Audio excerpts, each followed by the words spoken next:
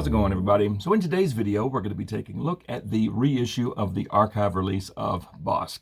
So this is a figure that I've wanted since day one. The original one came out in 2015 in the blue line, and then it was archived in 2019. Well, I didn't start collecting until 2020, so I missed this one, and ever since then, it's been pretty expensive. So I was excited to hear about this reissue. I'm so glad to finally have Bossk in the collection. And of course, this reissue is on the archive card back. Star Wars The Black Series up top. You got archive over there, Bossk here, and through the bubble, you can see Bossk. He comes with his Relby V10 blaster rifle / micro grenade launcher. Very cool weapon. And then you have this picture down here that I absolutely love. On the bottom, you got the barcode in some small print, and there's the back. You got the same picture that's on the front, just more of it. Pretty awesome. Then you have a picture of the original blue line release from 2015, a short bio, and some more small print. And the bio says, Bossk is one of the bounty hunters hired by Darth Vader to search for the Millennium Falcon and its rebel crew. All right, I'm going to get Bossk out of this bubble, and let's take a look at him. And here is the reissue of Bossk out of the bubble, and I think he looks great. Now, of course, the articulation is absolutely horrendous being on this almost 10-year-old body. He isn't posable at all. He can barely hold his weapon properly, but I do love the look of him. And for those watching, if you have either the 2015 release or the 2019 release, comment below and just let me know if you notice any paint differences, like if it's a little more saturated in places or if it's a little cleaner in places. I would love to know, but let's take a close look. We'll start up top with his head, and I think they did a great job on this scaly skin. There's like a wash throughout. The sculpt is amazing. I mean, it really looks good. The top, his little ears. The back is very cool. I'm just loving this from the neck up. The eyes look good, the nose, the mouth, the teeth, the tongue, and of course the jaw can articulate. Yeah, from the neck up, I think this looks fantastic. And from the neck down, we have this flight suit, and it looks incredible. I mean, the paint is just super clean on this thing, but the red up top there around the collar looks good. The black and the white and the silver.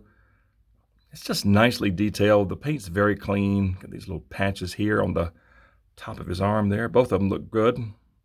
Very good. Got this red hose coming around. It is attached. It does not unplug anywhere. It looks good. These hoses look nice. The straps, the belt is very cool. Got some little canisters there. Silver buckle. Yeah, the belt's nice. The sleeves, the black there is very clean. His skin, once again, the scaly skin is just awesome. Got some claws. Yeah, in the pants, got some black and some white there. Yeah, very clean. This is just neat right here. That's awesome. Yeah, but the wrinkles on the suit look great. And of course, more skin down here. His little dew claw. Yeah, the scales are nicely done. Nicely sculpted, and of course his toenails look amazing. Yeah, from top to bottom, it's a great looking figure. But in the articulation department, it is not that great. So you have, there's some side to side at the head, but not much in the way of up and down, and not much in the way of tilt. For arms, they get all the way up to there, and of course they can rotate around. Now for elbows, yeah, that's it.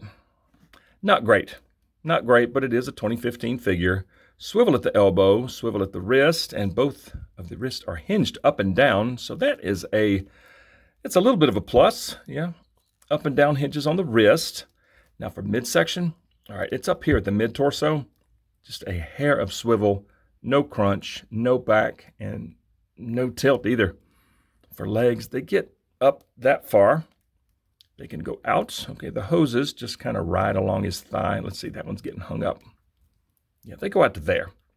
They go back, not very much before the back of the thigh hits his Trandoshan rear end. Swivel at the upper thigh and double knees. They get up that far. And then you got feet down, feet up to there, and some swivel at the ankle. So sadly, the articulation on Bossk is pretty pitiful, but man, I do love the look of him. And as far as accessories, here's the Relby V10, and it looks okay. I mean, there's no paint anywhere. The sculpt is pretty plain. There's not a whole lot going on. It does have a strap, and the little silver there on the strap is very clean. I'm liking that. But overall, I mean, it's just a very basic weapon, and sadly, it is incredibly soft. It is so bendy, but yeah, that's what his rifle looks like. And as far as posing Bossk with this weapon, I think I'm just going to leave it just like this, okay, because this is how he was. in Empire, just kind of holding it down here at this foregrip, down here.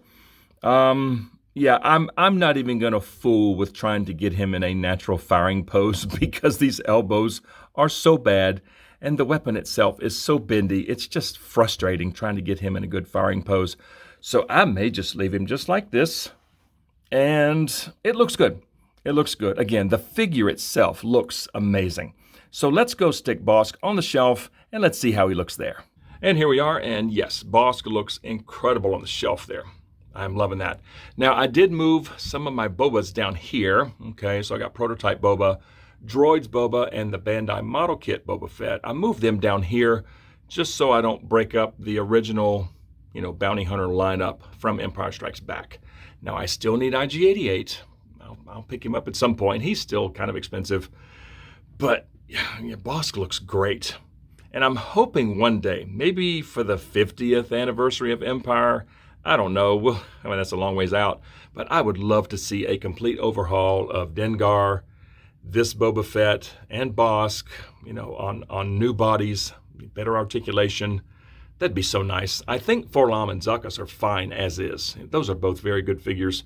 But man, these three, as well as IG-88, I would love to see a complete overhaul. But I don't know.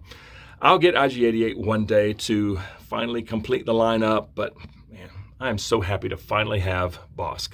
So bottom line, despite having terrible articulation, I still think it's a very cool figure and practically necessary figure for any Empire Strikes Back display or Bounty Hunter display. I mean, you got to have a Bossk. So I am so happy to finally have this on the shelf.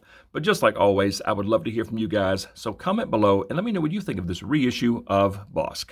And if you enjoy videos on Star Wars The Black Series, smack like and subscribe if you're new, and don't forget to turn on notifications. I would certainly appreciate it.